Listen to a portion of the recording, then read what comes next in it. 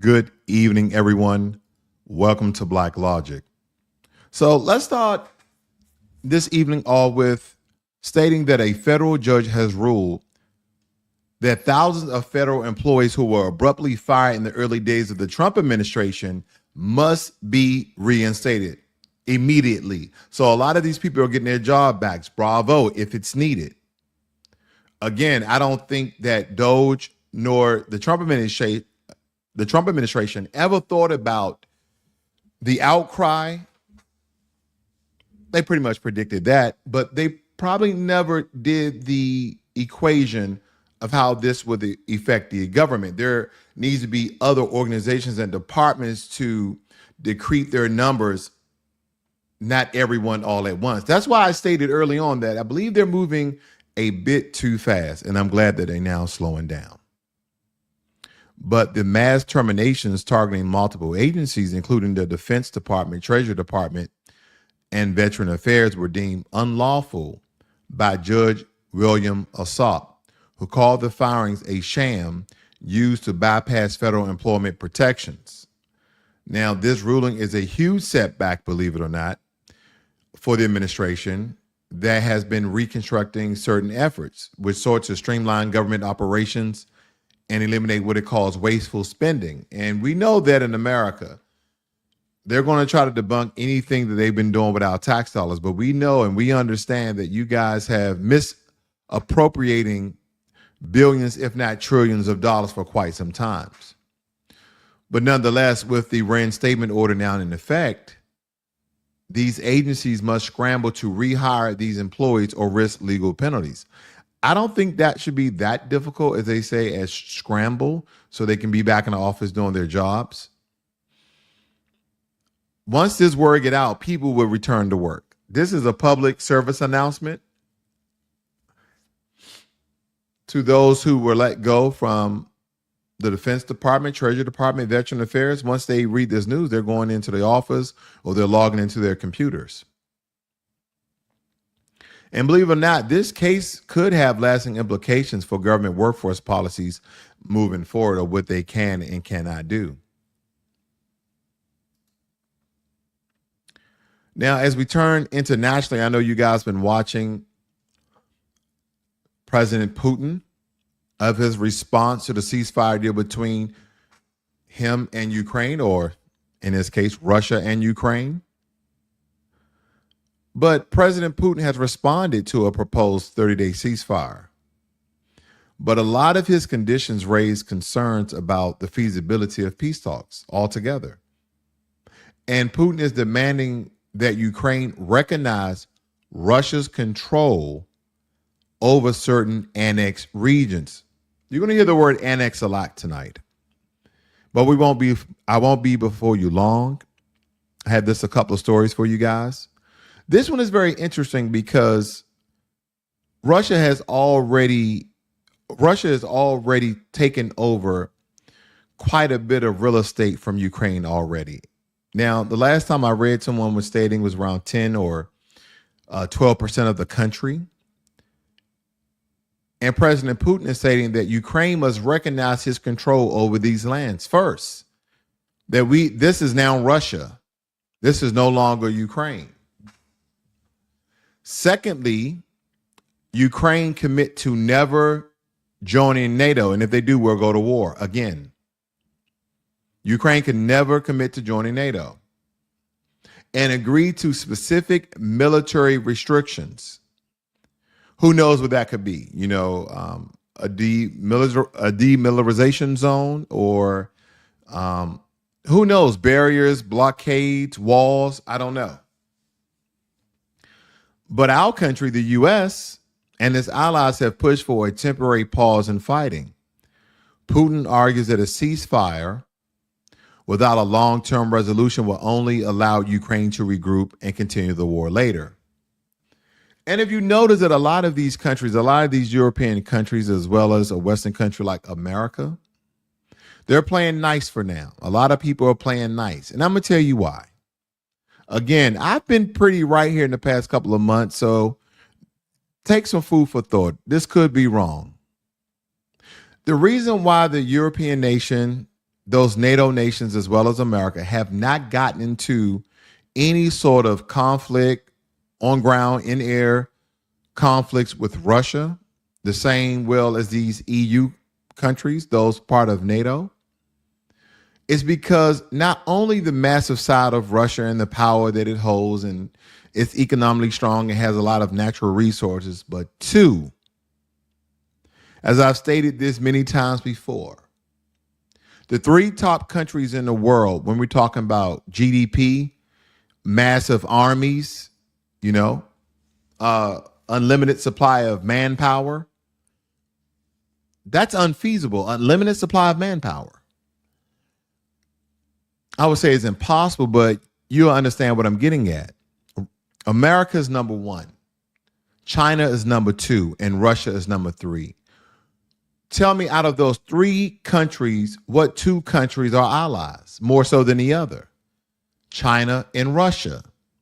Do we really count ourselves allies of Russia? Will Russia go to war with us? Has it happened before? Good question.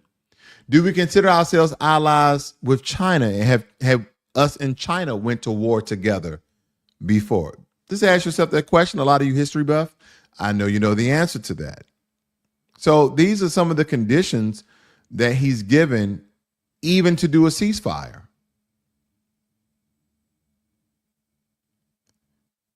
Putin really argues that a ceasefire without a long-term resolution will only allow Ukraine to regroup and continue the war later. He's stating that Ukraine could stall the war later. Now, of course, President Putin, much respect, as much as I know about disrespecting presidents around the world. Not tyrants, not bigots, not dictators. I don't know what to classify him as. Well, he won every election. He killed another guy. Okay, I don't know. I'm just reporting what I know here. And what I do know is this. He's a very intelligent person, number one. And number two, I'm calling BS on that, President Putin. And the reason why I call it BS, because it's a great tactic that he's using. Because Ukraine, and correct me if I'm wrong there in the chat, and if you're new to Blacklogic, please subscribe to the channel, hit the notification bell so you are alerted every time I release a video or go live. But I thank you guys for joining me. But the reason why he stated that is because he has attacked Ukraine twice in the last, 10 years here? 15 years, in the last 15 years, he've attacked Ukraine. When has Ukraine attacked Russia? I'm not stating they didn't, but as far as a large-scale attack, I don't recall such an attack. Maybe I need to do a Google search. So again, there's a lot going on in the world, but Putin has a lot of conditions on Ukraine. Now, supposedly Ukraine wants peace. Even though President Zelensky came to the Oval Office and was very disrespectful, he did state that he needs United States of America's help if he's ever going to come to peace or to continue the war with Russia. So again, we all are hoping that this works out. I don't care about the governments or the presidents, but I do care that innocent people are getting killed and innocent people are dying. Elon Musk. This is a developing legal battle because a federal judge has ordered Elon Musk and his Department of Government Efficiency. They told Elon to turn over the records detailing their massive cost-cutting measures. And what I can gather from this, I watched the Joe Rogan podcast when he was, I think in the past week here, he was interviewing Elon Musk, or as Joe Rogan, they're having a conversation for 2 or 3 hours. And Elon Musk was stating, and responding to Joe Rogan said, and I'm paraphrasing, not exactly, yeah, what are the records showing, or what do you have on records? It was something about the word record that I recall, because Joe Rogan stated something about a record. And then Elon Musk was like, well, we don't really need records, or we don't have records, or something like that. It was something on those lines. And if you guys recall, if you saw that podcast, please put that in the chat or in the comments after the video post. But nonetheless, I know that word was brought up in the context of what we're speaking. And now all of a sudden, a federal judge is ordering him to produce massive cost-cutting measures. But they stated that this is from a multiple state attorneys general who claimed that Musk's team wielded unchecked power in slashing government budgets, terminating contracts, and laying off thousands of federal employees. And the judge has given Musk 3 weeks to comply with the order. And of course, a lot of people who are for the Department of DOGE, but not the way of them hurting innocent Americans with the cut down of government, not in that sense. But a lot of people are liking what they're doing, the transparency and the wasteful spending, eradicating that so our tax dollars are not being misused and abused. But this could be a major test for Musk, who has positioned himself as a bureaucratic disruptor, nonetheless, especially when it comes to government efficiency. But now he's facing questions about the legality of his methods. And I wonder if they're Democrats or Republicans, they argue that Musk's agency needs more oversight. His agency needs more oversight. Oversight. While supporters see this as political retribution. You know, I ask myself this question, even though Elon Musk has a lot of government contracts, that's why he's the richest man in the world. Other than more contracts and more government money, what does Elon Musk potentially get out of this, out of doing this? He's the richest man in the world. Of course, he can gain more riches. He may want to be even richer than Mansa Musa, who was the richest man in the world. I think they was totaling his wealth. They couldn't even total his wealth. So I just put just a really egregious number of how much gold that Mansa Musa out of Mali had, because again, he tanked the entire economy, I believe, of Italy or someone. He was just giving out gold. Or was it Ethiopia? My apologies. Maybe it was Ethiopia. But let's just say Mansa Musa is worth $10 trillion. Maybe he's trying to be the richest man in the world that ever lived. That could be number one. Or two, powerful men love power. Is this another way that Elon Musk can scratch his back about being part that he is controlling the government in some regards, as well as the private sector? He's controlling space. He's controlling under the ground with his Boring company. He's controlling on the ground with Tesla, his semis, he's controlling solar power to a certain degree. He's controlling the satellites with Starlink. He's also controlling your brain with the brain link or brain chip he came out with. You guys recall that? Yeah. See, a lot of times when I look at, and this is, again, I'm no conspiracy theorist, even though sometimes I speak as such sometimes, but I just connect the dots. And I think that the conspiracy part of some people may lean into it. I don't go too deep with it because I just don't know. I think conspiracy theories, they go very deep and they believe it. They just absolutely believe it without a doubt because they see the evidence right there in front of them and it's plain and simple. I see the evidence there in front of me plain and simple, but I don't go off in the deep end because that could not be true. That cannot be true. But again, I'm not oblivious and I'm not blind. I'll just state that. Now, we're back on this again because Trump has expressed confidence that the U.S. will annex Greenland. What does annex mean? What does that mean in the terms that Trump is referring to? That is about making Greenland a territory of America. You know how like the UK, they have a lot of territories.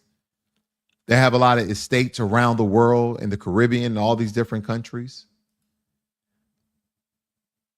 That is what Donald Trump ploys to do, because during a recent Oval Office meeting, he boldly stated, he said, I think that will happen, referring to the annexation of Greenland. This isn't the first time he set his sights on the world's largest island, because he also said this back in 2019, not just a couple of months ago, but back in 2019, he floated the idea of purchasing Greenland. But Denmark, which Greenland is autonomously territory of, right? Denmark is the great uncles of Greenland. Denmark is. They rejected the notion, stating that the island was not for sale. So again, what's fueling this Arctic ambition? Because Trump cites national security concerns in the island's strategic location, especially to America. And I showed you guys that here before.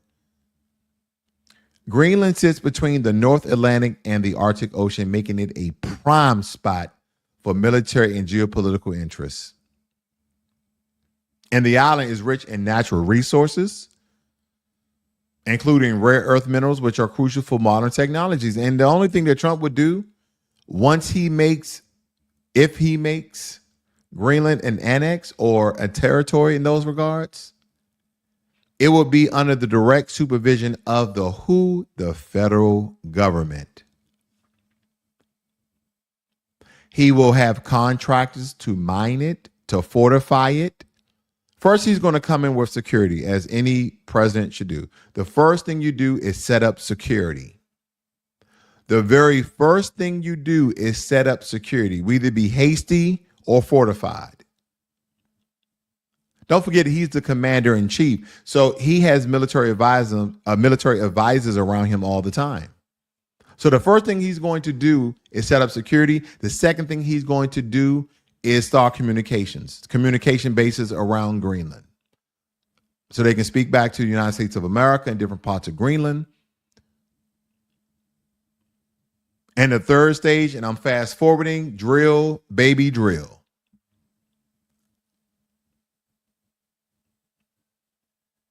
But Greenland is in a very strategic spot. And we cannot forget the people of Greenland, because we can't just snow plow them over with a population around 57,000. They have a population around 57,000. Many Greenlanders have expressed a desire for greater independence from Denmark.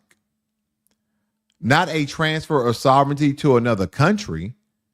Greenland's prime minister, right? I'm just going to call him Edge.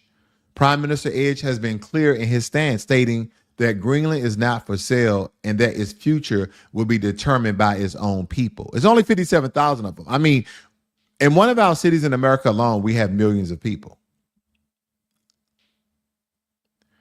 But nonetheless, Denmark has backed up the Prime Minister Edge of Greenland and has reiterated those same sentiments, stating that it's not on the market because the Danish government has consistently dismissed the idea of selling the territory, stating that Greenland had their own autonomy.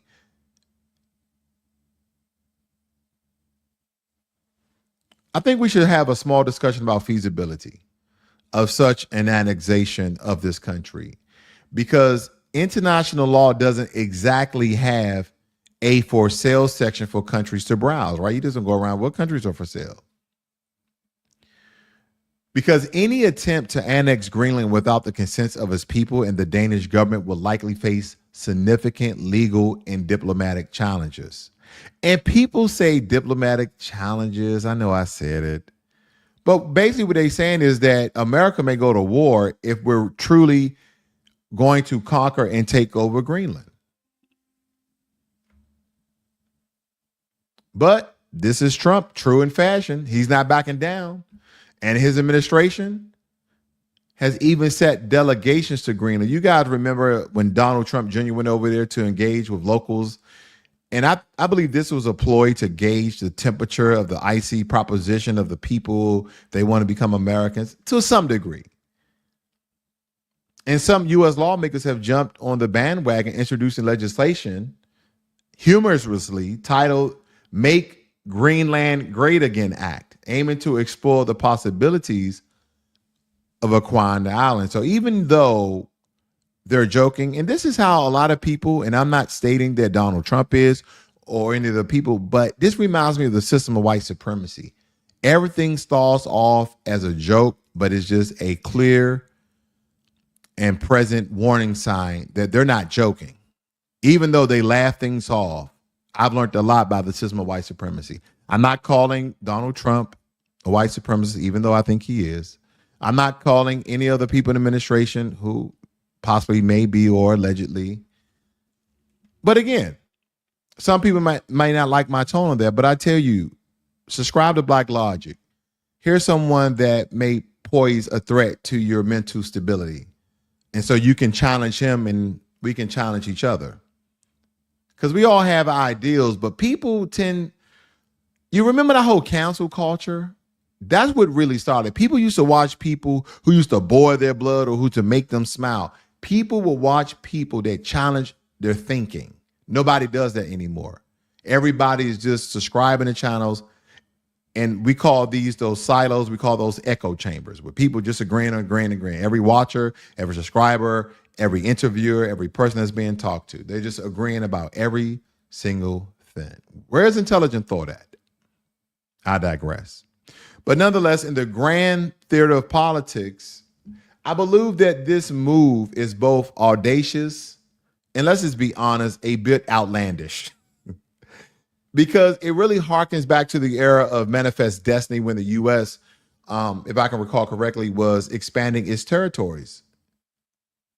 Why do you believe that a lot of Mexicans still believe that Texas, New Mexico, California are Mexican homelands? But in today's interconnected and sovereign world, such as ambitions are bound to face ice cold realities. Shiver me timbers. And the world is watching as these geopolitical spectacle unfold without government and hope it turns out for the better. Again, I always bet on America to win. I tell people, get your eyes off the president, get your eyes off the administration.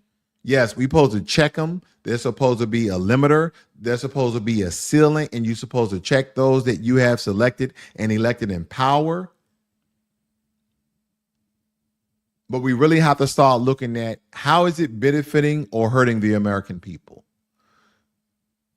And I know some people may argue that a lot of Americans are looking at the small picture. They're not looking at the larger picture internationally, how that will affect Americans, not just tariffs, not just raises on bread and gas and different products, whether they be from the EU, Canada, China, or Mexico. Not just the raising of prices. What about when Americans travel to different countries? How will they be treated? Will people inflict nonsense violence on them just because of some of the things that the Trump administration is doing? I don't know. But again, we have to look at the bigger picture. But nonetheless, U.S. arrests more immigrants in February than in any months in the last 7 years. Bravo. They said they producing some data. They're saying abolish ICE. Wow. Abolish our immigration agency. Stop people and retrieving people who have illegally crossed our borders. I don't know what Jasmine Crockett was talking about, that people who cross over illegally has not committed a crime. She is speaking for herself and her stupidity. That was the dumbest thing I've ever heard in my life. That people who crossed over in America illegally hasn't committed a crime. Please, everyone, at the sound of my voice, she is speaking for herself and herself alone. Thank you guys for joining me this evening. This is Blacklogic.